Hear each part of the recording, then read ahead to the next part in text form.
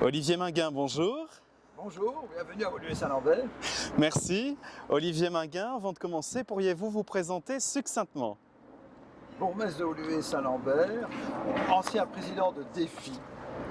Aujourd'hui, nous allons aborder avec vous la question de la fusion des 19 communes bruxelloises. Une thématique qui revient régulièrement à l'avant-plan à l'instigation des partis flamands. Elle suscite généralement une fin de non-recevoir de la part des partis francophones, même si au fil du temps, ceux-ci admettent la nécessité de revoir l'organisation institutionnelle bruxelloise.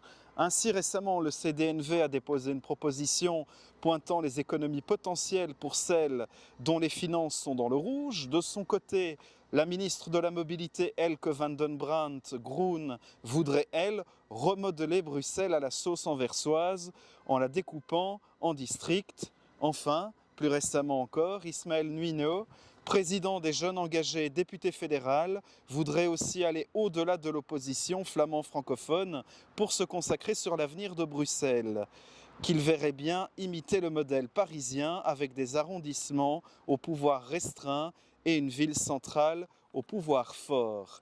Ainsi, tous les partis ont leur recette pour démonter les couches de la lasagne institutionnelle bruxelloise. Les avis divergent sur sa texture, mais se rejoignent sur sa base. Il faut simplifier le fonctionnement de la capitale. Et vous, Olivier Minguin, qu'en pensez-vous? Alors, ce débat sur la fusion des communes, c'est un débat qui ressort régulièrement et généralement à l'approche des élections, et c'est souvent de l'enfumage.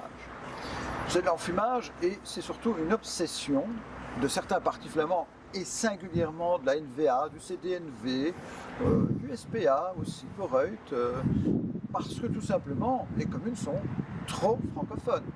Il n'y a pas au niveau des communes bruxelloises le blocage que l'on connaît au niveau régional avec cette fameuse double majorité pour former un gouvernement régional, avec la conséquence que l'on connaît actuellement, c'est qu'il y a une impossibilité de trouver une majorité stable dans le groupe linguistique flamand au Parlement régional.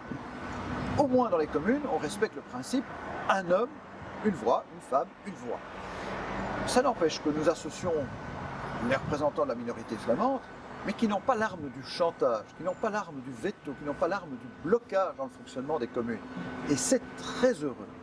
Et en somme, les partis flamands voudraient qu'au niveau communal, on vive les mêmes risques institutionnels que ce qu'on connaît au niveau régional. Les communes sont indispensables. On l'a vu avec la gestion de la crise sanitaire, on l'a vu avec la succession des crises à gérer après la crise sanitaire, la crise énergétique, la crise sociale, économique. À chaque fois, ce sont les bourgmestres qui ont été en première ligne. Ce sont eux qui ont assumé les manquements des autres niveaux de pouvoir. Moi, je rappelle par exemple qu'à Woluwe-Saint-Lambert, j'étais le premier bourgmestre à prendre des mesures de protection de la population en période de crise sanitaire. À une époque où le gouvernement fédéral, et singulièrement la ministre Open VLD de l'époque, la ministre de la Santé, racontait cette bêtise sur le plan scientifique et médical, alors qu'elle est médecin, ce n'est qu'une grippette. C'est dire combien il y a une centralisation des pouvoirs qui peut conduire à des erreurs d'appréciation quant à la manière de protéger les populations. Je peux vous dire qu'en peu de temps, j'ai fait face à deux situations graves sur le territoire de ma commune et je peux faire preuve d'une disponibilité totale et coordonner les mesures de sécurité. Tout ça serait éloigné dans une seule commune. Est-ce qu'on imagine le ministre-président, à chaque fois qu'il est confronté à une situation grave sur le terrain, se déplacer comme le fait un bourgmestre ou comme doit le faire un bourgmestre et comme moi je le fais? Donc c'est évidemment impossible physiquement et ce serait bien impossible aussi pour d'autres tâches multiples qu'assume un bourgmestre. La proximité du pouvoir, la disponibilité des mandataires locaux, leur réactivité font qu'il y a une confiance encore dans les institutions démocratiques. On l'a bien vu pour différents événements. Par exemple, l'hébergement des Ukrainiens qui se sont réfugiés dans nos pays, et dans notre pays en particulier, ce sont les communes qui ont assumé. Le gouvernement fédéral de M. De Croo, sa majorité, était aux abonnés absents, se déchargeait sur les bourgmestres. Moi, j'ai vu arriver, parce que nous avions arboré le drapeau ukrainien qui flotte ici devant la maison communale, j'ai vu arriver en effet des réfugiés ukrainiens qui entraient en confiance à la maison communale et qui ont tout de suite été pris en charge dans une organisation centralisée. Tout ça n'aurait pas la même efficacité, en tout cas certainement pas eu le même écho auprès des habitants. car nous sommes en concertation étroite avec eux. Et je voudrais redire que la démocratie représentative locale, qui jouit d'une très grande confiance des électeurs et des électrices, est celle qui permet de mieux associer aussi la démocratie directe, la démocratie par participation et concertation avec les citoyens. Comme bourgmestre, j'ai organisé au cours de cette mandature communale, malgré la crise sanitaire, malgré la période pause qui nous a été imposée, 150 réunions avec les habitants. Jamais un bourgmestre du Grand Bruxelles n'aurait la disponibilité pour aller si souvent à la rencontre des habitants. Forcément, il déléguerait à des fonctionnaires, il déléguerait à des représentants locaux qui ne seraient pas investis de la même confiance des électeurs, et il n'aurait pas la même garantie pour les électeurs et les électrices d'un dialogue direct, franc et efficace. Donc la fusion des communes, c'est vraiment le monstre du Loch Ness de la flamandisation voulue par certains partis flamands. Par contre, il faut évidemment simplifier les institutions bruxelloises, mais les simplifier au niveau régional. C'est à la région que c'est compliqué.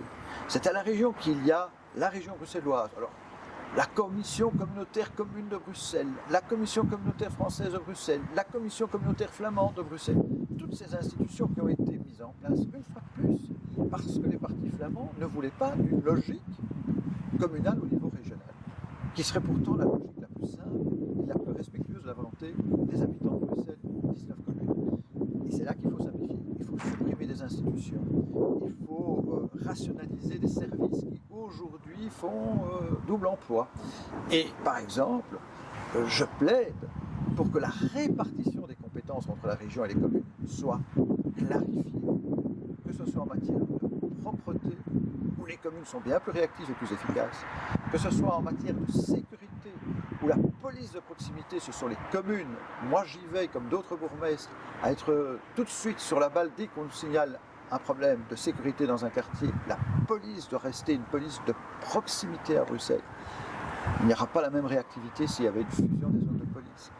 Que ce soit en matière de services directs aux citoyens, les services aux personnes, là aussi les communes ont un rôle irremplaçable, car que ce soit pour la petite enfance, les crèches, les seniors, toutes les catégories, les personnes fragilisées, socialement défavorisées, ce sont les communes qui mettent en place les services les plus performants. Donc, une fois pour toutes, l'autonomie des communes, il faut la maintenir, la renforcer et leur permettre aux communes d'avoir des financements équilibrés, stables et pérennes sur le long terme. Olivier Minguin, merci beaucoup. Merci.